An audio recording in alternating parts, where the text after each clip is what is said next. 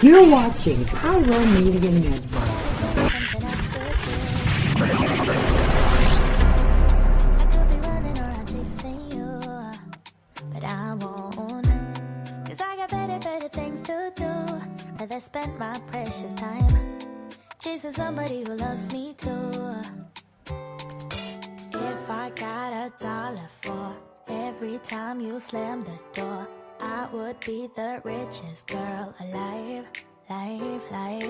If you hadn't run away every time I asked you stay, you would sleep right next to me tonight. But you didn't know me, all you wanted was a game to play, and you couldn't handle that I had my ways. About your mind, Hello, Cairo Media family. Thank you for tuning in.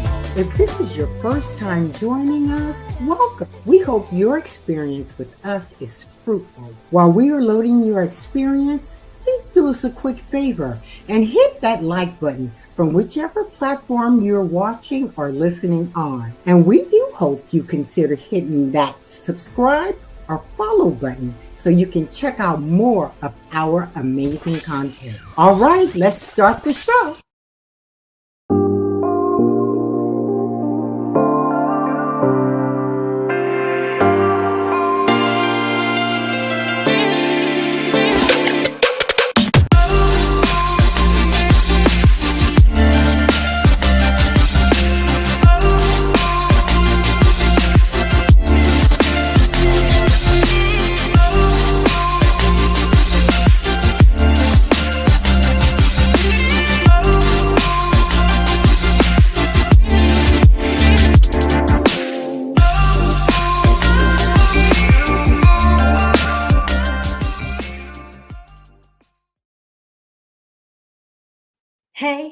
Hey. Happy Friday, Junior, y'all. It is Nicole D. Vick of Nicole D. Vick Live. Hey. Hope all of you are doing well. Hold on. It's the end of January. What happened? This is the problem I have. Time moves too fast. I need time to slow down. I think as you age, time moves faster, and I don't quite like it. I needed to go back to when I was in elementary school and it felt like a week took like 2 weeks. I needed time to go back to that. This fast forwarding of things is problematic for me because we're almost to the end of January. Now, the good side to that is we about to run all up into Black History Month, my favorite month of the year. But once again, I just feel like things are moving way too fast. I'm so glad to have you here. I hope you're watching either on YouTube, Facebook, or LinkedIn Live tonight. Hey, we are on our final episode this month of Black Women at Work. I really wanted to get on this topic because of what has been going on. As y'all know, over the last few weeks, it has been feeling like open season on Black women. I don't know what we did, whose shoes we stepped on, what happened. I don't know, but I don't like it. Okay. I think it all started when Taraji said what she said, right? She said what she said. Then Dr. Claudine Gay had to go on and save herself and jump ship. I'm out of here from Harvard.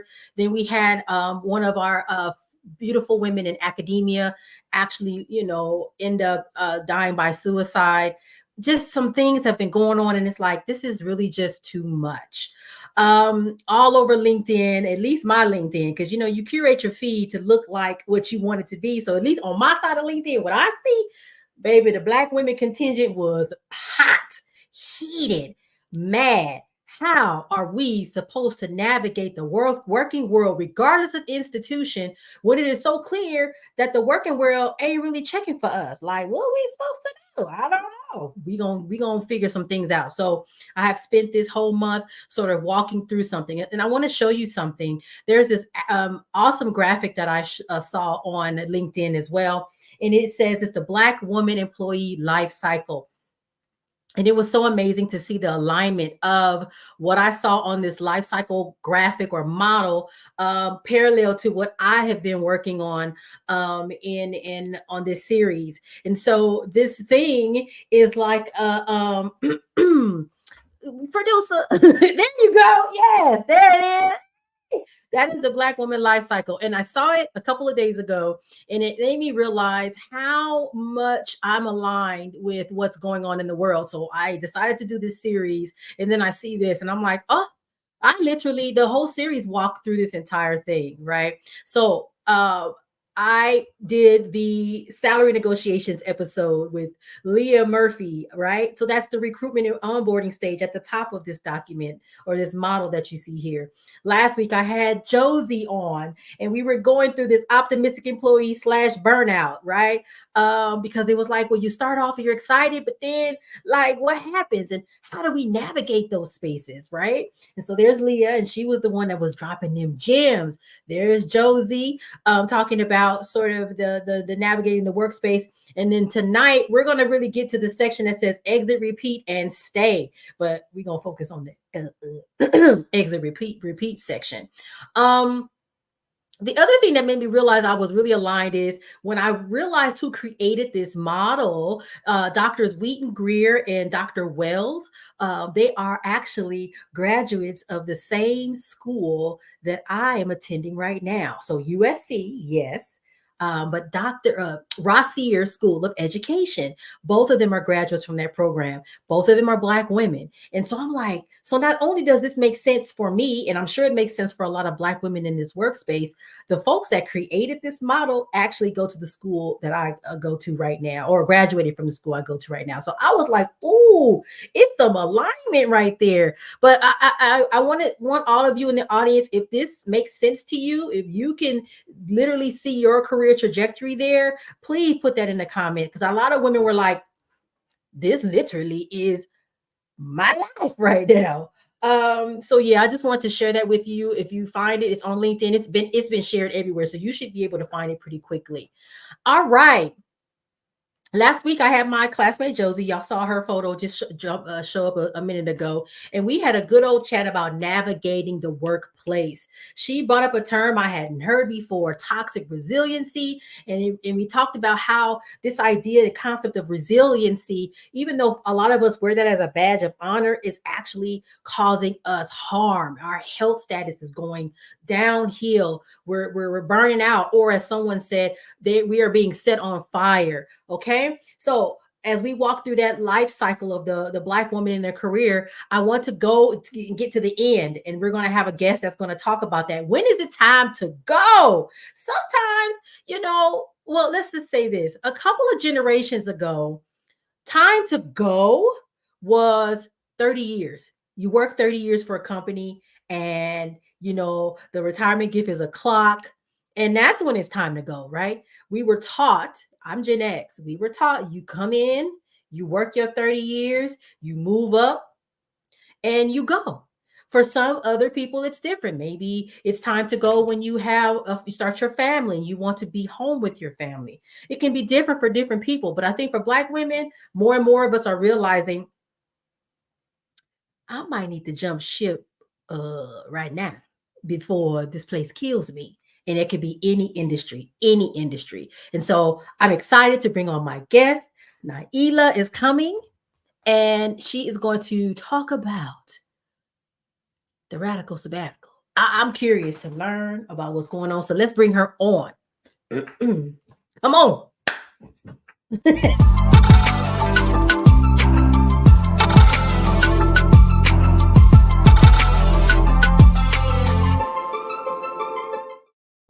Yo, hey, you about to come to? I can't even talk. My words. I'm just so excited to have you on, because when Josie suggested and mentioned you, I'm like, wow, this is like next level stuff. So let's just jump right in. I'm going to read your bio, and then we're going to jump on in. You ready? I'm ready. Let's go. I just have to say, you look so cute with your glasses. I'm like, I'm in bifocal land now, so my glasses don't look like that. The bifocals. What? Okay, well, I'm gonna have to go talk to the functional. Yeah. Like, excuse me, you got me looking. Hello, fix that. Matter of fact, I have like 15 pair of glasses, but of course, those were pre-bifocal. They just sitting in the drawer. Just I'm getting lonely. sad. It's all right. All right. Nailah Banks-Embden is an inspirational and accomplished senior human resources leader with over 2 decades of experience in fostering organizational success through a people-centric approach to HR management. I love that people-centric approach. With an ability to build collaborative relationships at all levels of an organization, her leadership style is characterized by a focus on open communication, fairness, and a dedication to cultivating a work environment that values diversity and inclusion. Throughout her career, Nailah has held key HR leadership roles in diverse industries, including media, technology, healthcare, finance. She has a proven track record of implementing innovative HR strategies aligned with business objectives, resulting in increased employee engagement and overall company performance. See, I told you I don't be bringing people on here that don't know what's going on. Her mission is to empower employees, nurture talent, and contribute to the overall success and growth of the organizations she served. Now, recently, and this is what we're going to get into recently, Nailah made the intentional decision to embark on a radical sabbatical. We're going to talk about that term. After leading HR teams in a startup environment for the last 3 years, she is taking a much needed break to reflect on her priorities, rediscover her passions, and consider what's next for her career. So I'm excited. A native of Chicago, she now resides in Atlanta, Georgia with her husband and son. Hey, all right. We just gonna start at the first beginning. That's my favorite term, first beginning. What is a radical sabbatical? Yeah, I've been thinking about that. What makes it so radical? And I think people take career breaks for different reasons, whether it be caregiving, child or elderly parent, medical reasons, layoffs, things like that. This is radical because it's about me and prioritizing me and taking care of me and my well-being and all the things that have to do. And that's just not something that we do. We aren't that, I'm gonna say selfish, but it's a good selfish. I agree. And I will, you're right. I don't think we're built that way. I don't know. Are you Gen X? What are you? Yes. Okay, because I'm Gen X. So I'm like, I just want to make sure we was on the same page. Oh, we're on the same page. I just had one of those milestone birthdays. 50 where? 50 who? 50 what? Mm-hmm. Yes. And I just feel like that Gen X whole cohort, especially Black women, go to school, get a good education, get a good job, work it till you retire. Period. Mm-hmm. You don't like your boss. You got to stay there because you got a pension coming. You got it's something at the end that you're supposed to work for. So you're supposed to labor and toil, and that's all right until you get out on the side, right? And your reward is that little pension. Mm-hmm. And congratulations. And the clock. Don't forget the little clock they give you at the end. So I just went to my cousin's retirement party yesterday, 38 years with the same company. Thankfully, she's still in her right mind and able-bodied. But it's not everyone's reality. I think it's amazing if you can do that, but it's just not everybody's reality. Yeah, and I think it is something to look forward to for a lot of people, but I also think that the work world has changed so much that it's not even a reality. It's not realistic for a lot of people anymore at all. Like, I feel like, honestly, my generation or the folks that I work with, we're the last group of people that have that kind of work security in a lot of ways, right? And y'all laughing at my clock. Well, yeah, yes, you know exactly what I'm talking about. That little clear clock thing, and it be in the big box for 30 years. That's how they give you the clock. Mm-hmm. It's just not realistic anymore. So it's like, I think we need to start thinking about how to save ourselves. I also saw data once. I don't know if you've ever seen this, where if you work until you're 65, you die sooner than if you retire early or you try to leave early. So if you leave earlier, you actually live longer. But if you work until you're 65, you actually kind of, your life expectancy is a little shorter. And then I'm gonna get back on program in a second. And you hear they trying to raise the retirement age to 70. Every year, it's a new number. It's a new milestone to reach. Mm-hmm.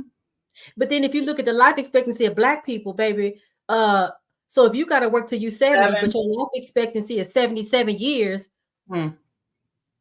Yeah. The They math is hoping not. no, they hoping you gonna die before you collect your little check. The system. Yes. Okay. Were there specific moments or experiences in your professional life that prompted this? Hey, I gotta take a moment. I gotta back away from this. I'm interested in Yeah. hearing about that. So the first 20 years of my career is like, I think, fairly normal, trying to learn and gain experiences and, climb that ladder. It was when the pandemic started and the role of human resources and us HR folks, we became critical to organizations and the way that they were navigating all of these changes, from being remote to redesigning benefits to meet these sort of new landscapes and meet the needs of the employees. And the burnout was beyond real. It's like, oh, okay, now we're important. We're no longer HR police. We are, essential in a lot of ways. And so that, I think, was where it began.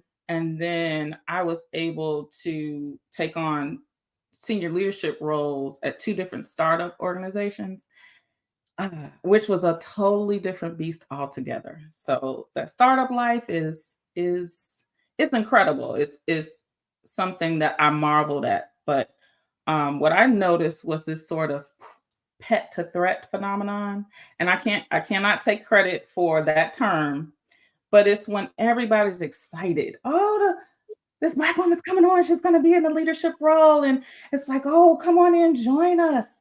And everybody's on the diversity wagon until you get there and you actually have a point of view. You want a real seat at the table. And, sometimes we'll allow, we want to have our say in things. I'll speak for myself. I'm a little loud. But then it's like the I in DEI just disappears. It's like, where is the inclusion really? And so the inclusion was sorely lacking, at least in my experience, at the leadership levels. And so at that point, I'm thinking about, is this really what I want? Am I at my age, is this aligned with what I'm trying to do with my career? And at that point, I just really took a thoughtful time to say, okay, what am I doing now? And it was scary, and it was like one of those moments like, oh, okay.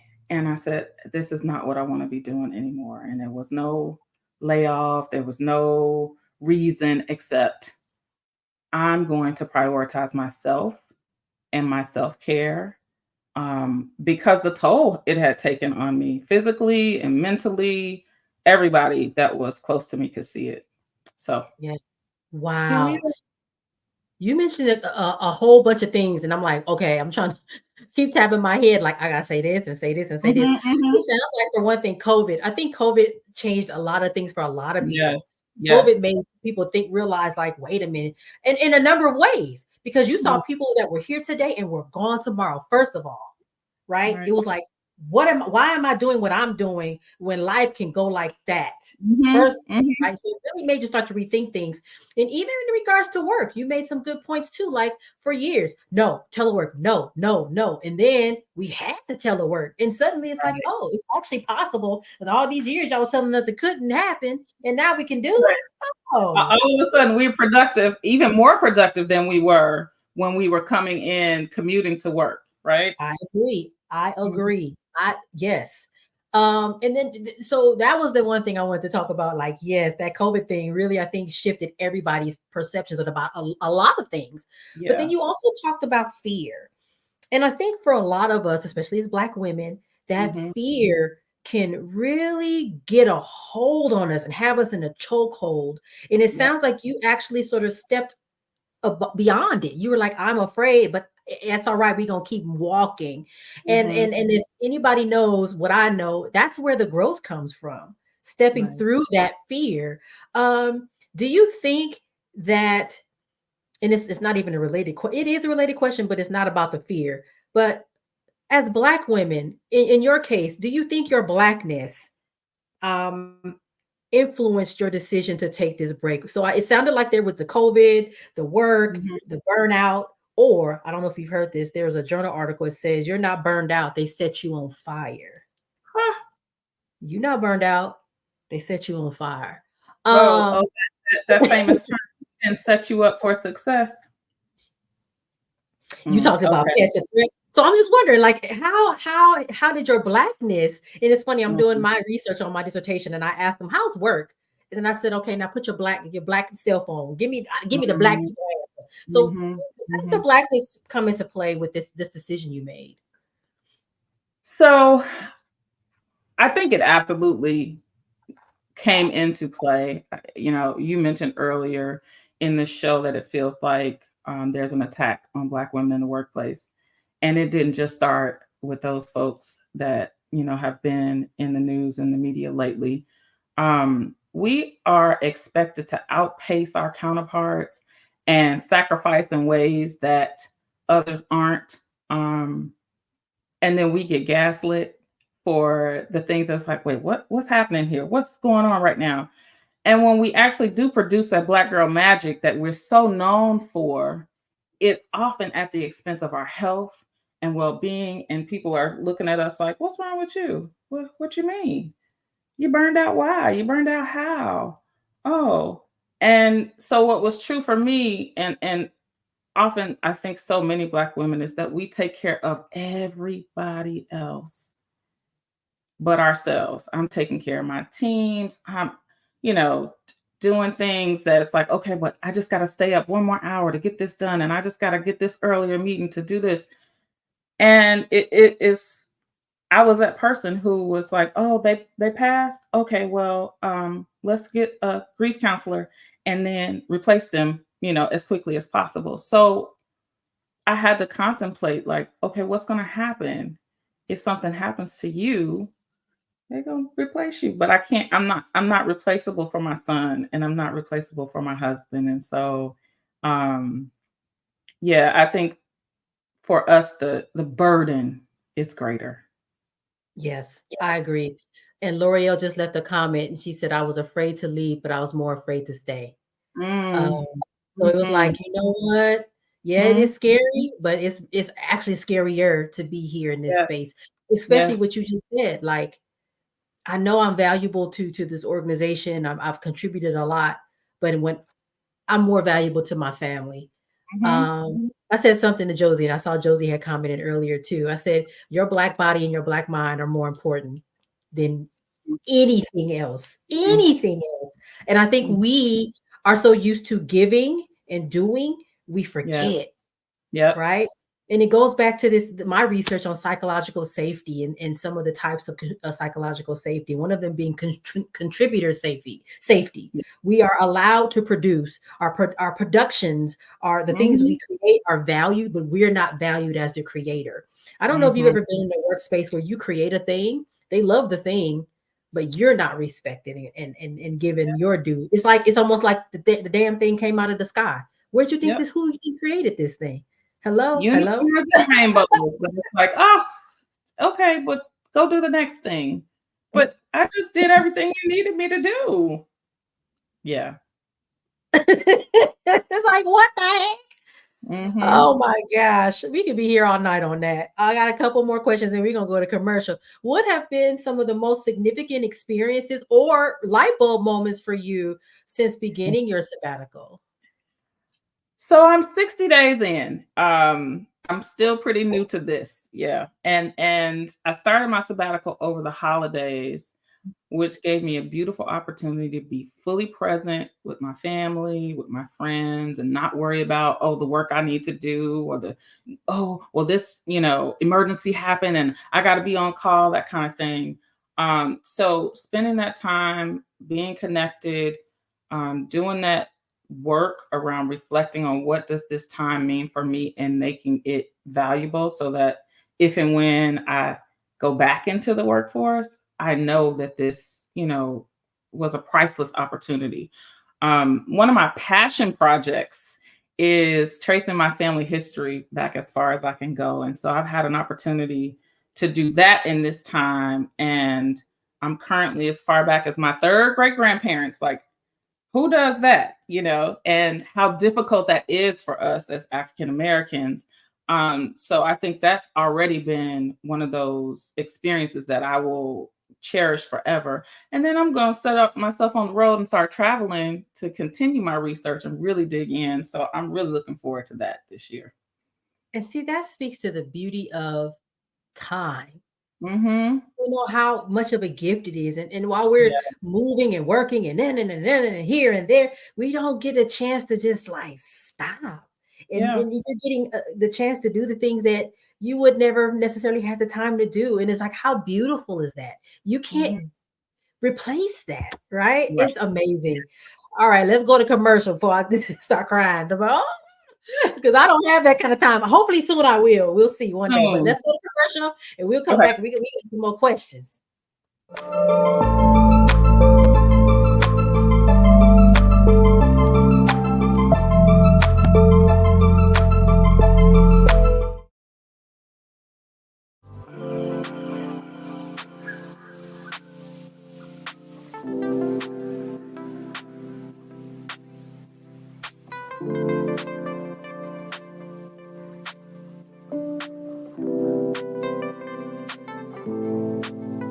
Because self-care should be luxurious.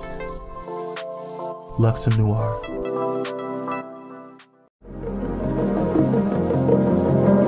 Hey pilots, did you know that you can now catch the electrifying sounds of Bulletin Flight Radio anywhere you go?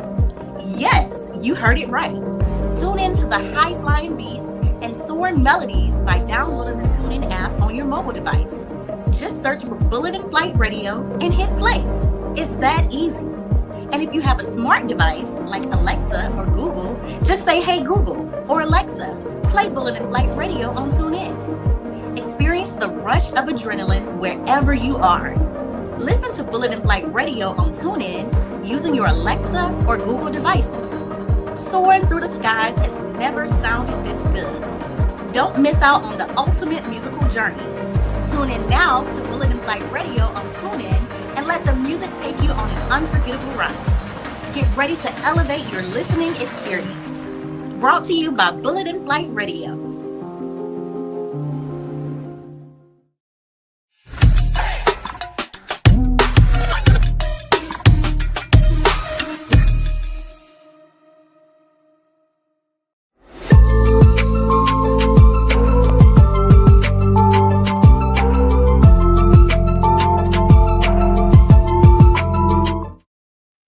All right, and we are back talking about a radical sabbatical. And I'm over here trying to figure out, like, let me see, hold on. How can I make this happen for myself?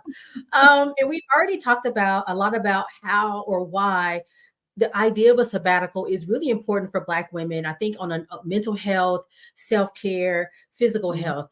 But have you had any experiences with societal pressure or stigma? Like, are people like, girl, what you doing? Why you need to go back to work? Have you had any of that happen? So yes, I'm careful though to talk about what, the decision I've made in safe spaces and places, because haters are real. But we definitely need to destigmatize taking a break. What like, we've gotten to the point where burnout, busyness is so normal. It's like we wear it as a badge. Oh my gosh, I'm so stressed. I'm so this. It's like the first thing I realized in this time is that I have to untether myself from corporate conditioning. And for me, that looks like that somehow my worth is attached to what I do, what my title is, what I've accomplished. It's all lies. And so I've taken a break from LinkedIn.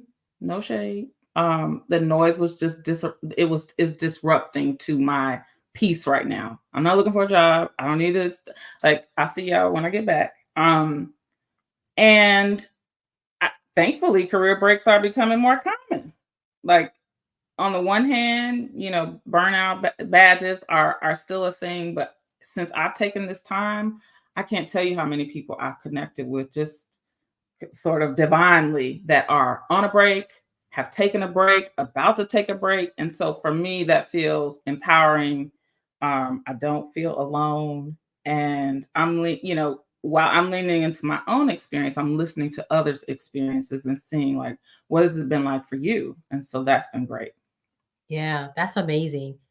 What advice would you give to someone, especially our sisters, who would be even contemplating a sabbatical? First of all, I don't even think a lot of us know or have considered it or thought about it. But what if we maybe they're listening to you and they're like, dang, I could do that. Like, what advice would you give to someone that's thinking about it? Well, I'm just a normal, regular old intended. Um, One thing I will say, I am a powerful manifester. I don't play about the things that I want. Whatever I decide to do, be, or have, I write it down, I visualize it, I pray about it, and I expect God to deliver. Now, I didn't start manifesting with let me take a career break because we got bills to pay and kids to take care of. And, I, I started with being financially free first, and that broke down into other steps like paying off mountains of student debt. And one milestone at a time, I manifested it. And it took years, but the time is going to pass anyway. Might as well do what you want to do and focus on the things that you want. And so I would just say, get clear on your dreams. Dreaming is free. And nobody's going to stop you from doing it. You don't have to share your dreams with everybody, but get clear on your dreams, write it down, what you want to experience, how you want to feel. Even if you don't know what that thing is, how do you want to feel in your life? And begin to manifest it one step at a time. I think that is so important. This idea of manifestation. I feel like I don't know if it's a Black people thing or Black woman thing. I feel like a lot of us have that Mhm. superpower in some way. I was talking to someone about that. She's like, "Oh yeah." I said, I think I even made a TikTok. I said, I can sometimes be in my bed, not sleep yet, but my mind, and it'll play a whole movie out about a thing. Yes. Me and I was saying it's not about a movie, me watching myself do it. I'm doing it. I can see I'm living it. I'm turning in my badge. I'm resigning. And I can literally see the whole thing. And I'm like, yep. Right. And your subconscious I'm doesn't know the crying. difference. Mm-hmm. I'm crying because I see it. I'm like, oh, this is it. And I'm like, I'm ready for it. So it Yes. is, it's crazy. And it's happened to me in other aspects of my life. And it's like, it really does work. To see it, to write it, to pray, to speak it. And like, Mm-hmm. you're to speak it to anybody. You can go in your closet and say Yeah.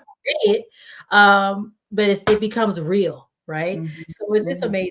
I think those are good tips. Are there resources, websites? Like, I mean, I think even the practical side. I know I don't want to get into like, oh, you did give some tips on finances and about being financially free, but I'm wondering even it's for someone that works in a different type of industry.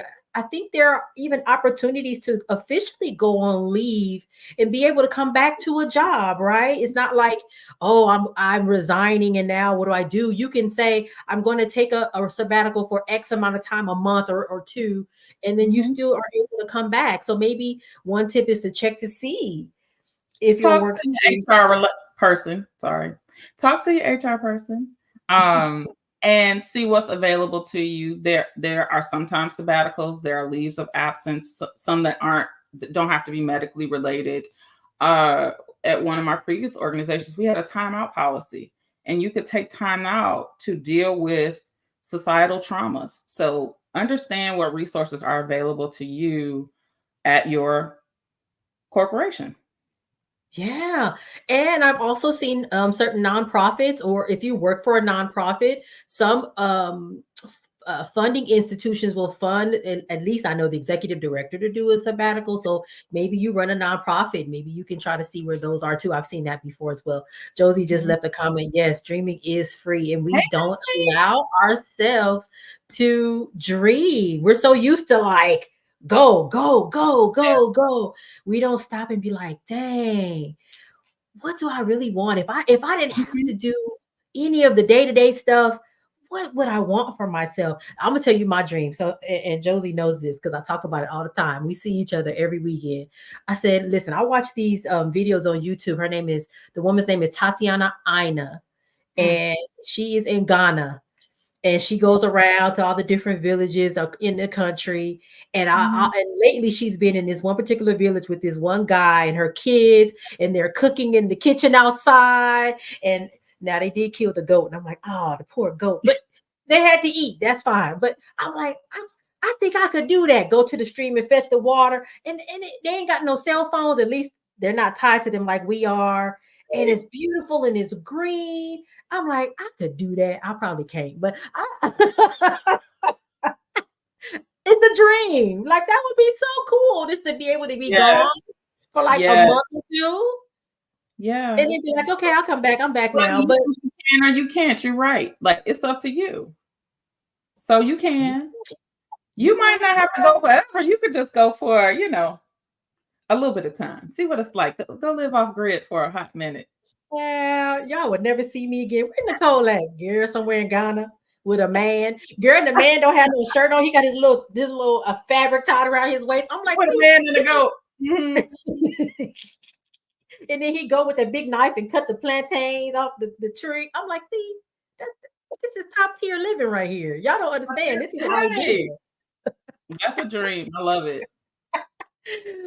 Okay, so let's close out. A few questions for you. What are your plans for after this sabbatical? Are you how long you think you're gonna be gone, or you did talk about re-entering the workforce? It's still early days. I'm open to possibilities. I'm not sure at this point if I'm gonna go back to corporate America. What I do next has to be aligned with my spirit. And if that's working, if that's supporting a nonprofit, if that's traveling the world, finding my ancestors, whatever that is, has to be aligned. Right now, I'm just leaning into radical self-care. Like, that's a whole practice. And we don't give ourselves, I think I saw someone, we don't give ourselves permission to take care of ourselves. Like, I'm making rest a whole ministry. I am going to be the pastor of rest. And guilt-free. So that's really what I'm leaning into, and I'm gonna be listening for what's next, but I don't know exactly yet. And that in and of itself is like, okay, I don't know. And I think the reality is, it'll come when it's supposed to. Whatever's supposed to be for you is going to appear, and it will be like nothing. It'll just be like a natural, like, and you just go in that direction. And I think there's beauty in that. And again, we just haven't had that chance to experience that. You got the hookup, girl. You got this great thing happening for you. I'm very happy for you. And I think you are a model for what other Black women who are in this corporate grind, in this government institution grind, in this academia grind, we can aspire to, okay, we can get to this space where we can be who we were truly intended to be. We weren't intended to work like the way you, right? So like we will get to that. That's it. Right. Like we wasn't our station in life. No. Yeah. So I think this is so beautiful. And I'm really grateful to have you on to share with us this. Any final thoughts you'd like to share with our listeners about anything, your journey, or anything you want them to kind of walk away with?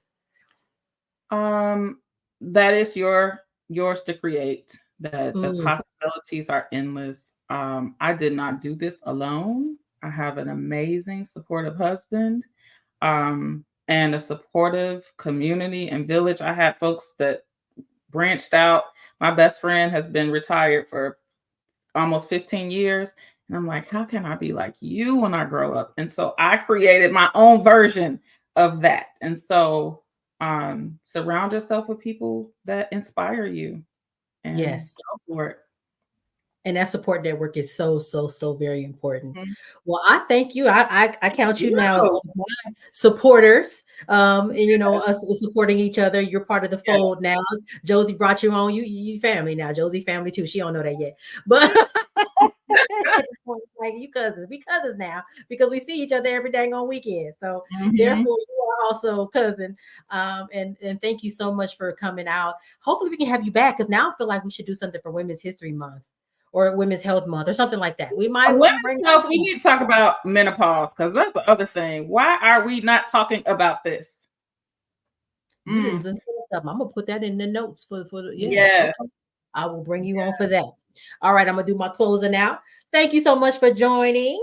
I saw Josie on. I saw L'Oreal come on in and leave comments. So thank you all for showing up. Please, please, please share this video with your friends, your family, whoever you want to share it with, who you think would benefit.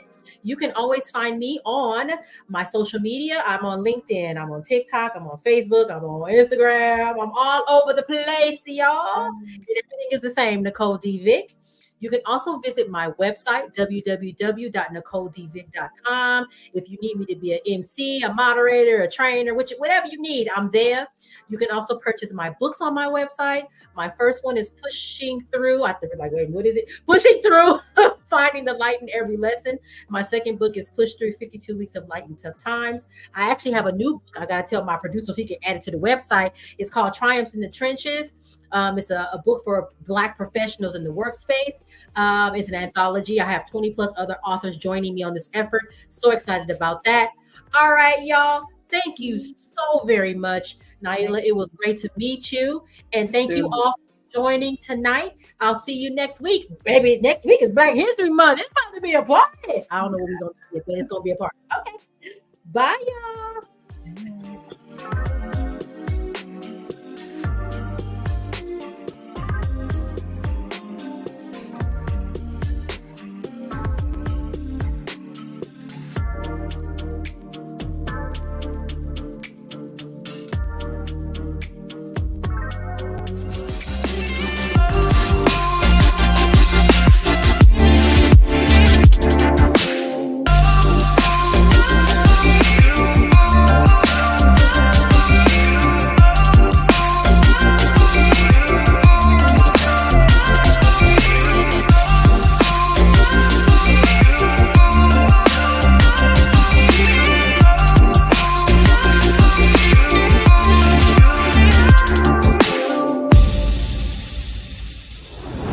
Thank you for watching Pyro Media Network. For more information, please visit pyromedianetwork.com.